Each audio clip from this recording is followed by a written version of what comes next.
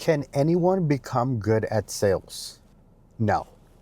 I do not believe that everyone can become a good salesperson. Now, the reason is not what you may expect, all right? So in this video, I'm gonna walk you through what I believe makes a good salesperson and why I don't think that everybody could become a good salesperson. So what do I believe makes a good salesperson? So a good salesperson is somebody who understands how to read two sides of a table. So think about this. When you're selling something, you have your side, which is there's something that you want to provide and you're creating this exchange with someone else for it, right? So it's a solution, it's a product, it's something, and in your mind, you have a perception of what the value of that thing is. Then that's on your side of the table. Then on the other side of the table, you have someone that's looking at your solution and they have to make a decision and they have to separate with something that they value. They have to separate with something that is normalized. Because think about this, right?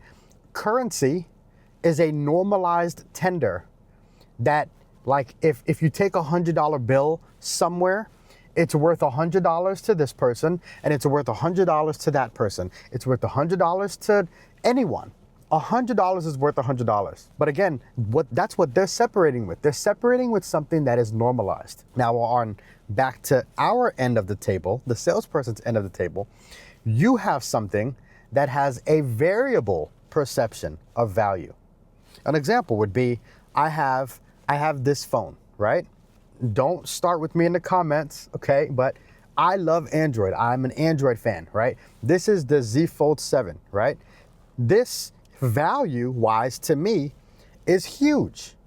I could value this at $2,000. Someone who loves Apple will value this as trash, right? So this isn't normalized because people's perception of what it's worth is very different. But $100 bill is a $100 bill, and that's what they're separating with. Okay? So a good salesperson understands those two vantage points and can create a mutually favorable situation for both parties. Sometimes there's more than two parties. A good salesperson knows how to make it so that everybody wins. Okay? So the other thing that I think a good salesperson does is they know how to tell stories. They know how to tell stories. They know how to lead you to making a decision. They know how to guide you through this journey so that you get what you need to get out of different phases of this journey, and you end understanding why you should buy. That's a good salesperson, okay? Now, let me kind of touch on why I believe not everybody can do that. Because it's not the skill or the tactics. It's not the skill or the tactics to do it. All of this can be learned. All of it can be learned.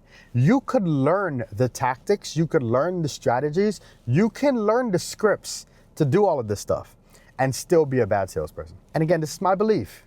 IMO, in my opinion, the reason I don't think everybody can become a good salesperson is because to become a good salesperson, you have to decide to care about the other side of this table. Now, let me tell you what I mean by this, because again, sometimes I think this could be tricky for somebody to interpret depending on what stage of this journey you're in. You, as a salesperson, you should literally be thinking that you're doing someone a disservice if you don't get them to understand why what you sell is more valuable than what they're separating with. Okay? Like, you should have so much conviction about what you're selling and what you're promoting and what you want them to consume that you have an internal belief that it's not even fair to them. The cost of not buying is greater than the cost of the actual offering. Now, here's the thing. The reason I say not everybody can do this is because a lot of people choose to get into sales because they want to make money. A lot of people get into sales because they got bills to pay. A lot of people get into sales because they have their own self-desires that they want to think about every day, day in, day out. And I'll tell you this, people that buy, they could sniff that out from a mile away. I mean, I'm not sure if you've ever interfaced with a salesperson that you could just tell, like, they're just trying to sell me some shit. Like they're not even listening to me. Someone who cares, they listen. You could tell, like, they lean in. They're transparent. They're vulnerable. They tell you the truth, even if it may not be in their favor. I don't think everybody has that. I do believe, though, that people can decide to pursue that, but they have to decide to pursue that before they become a salesperson. Because there's two sides to being a salesperson too. Like you could be, or two environments you could be in from a salesperson perspective.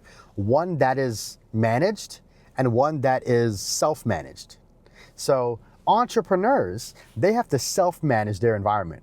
They have to choose to prospect. They have to choose to nurture. They have to manage this balance that they have to create in order to hold themselves accountable. On the other hand, on the managed side, these are the people that, they're in a sales role. So somebody is asking them about their performance and their activity. And you want to know what happens to a lot of salespeople in this situation? What happens to a lot of salesperson in a managed situation is every week there's pressure. Because salespeople have a manager or a supervisor or someone is looking at their performance because they have metrics that they have to hit.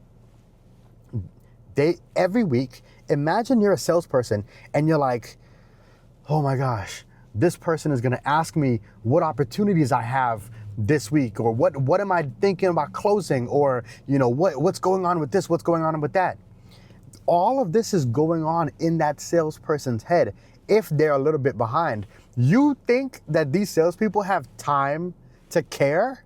There's too much going on. Let's look at the self-managed salesperson. Oftentimes, if they're not at a certain level in their own livelihood, in their head, they're thinking, oh my gosh, if I don't close this deal, I'm not gonna be able to pay this or pay that or do this or do that. You think they got time to care? Like when you become a good salesperson, you've done the foundational work to make it so that you're doing value work. You're operating in your zone of value delivery, in your zone of genius, in your element. And all you got to do, if you do that work up front, all you got to do is find an environment to do it in. Whether it's within a company, within an organization, or if you choose to create something yourself. But either way, if you don't do that foundational work, it's going to be extremely hard for you to become a good salesperson. So, can everybody become a good salesperson?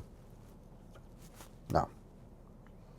Only those who decide to lean in to caring and giving a damn about the other side of that table, I believe, IMO, IMHO, in my humble opinion, IMHO, only those individuals who can care about that other side of the table, only they can, I think, get to a level of becoming, I would say, a master at sales.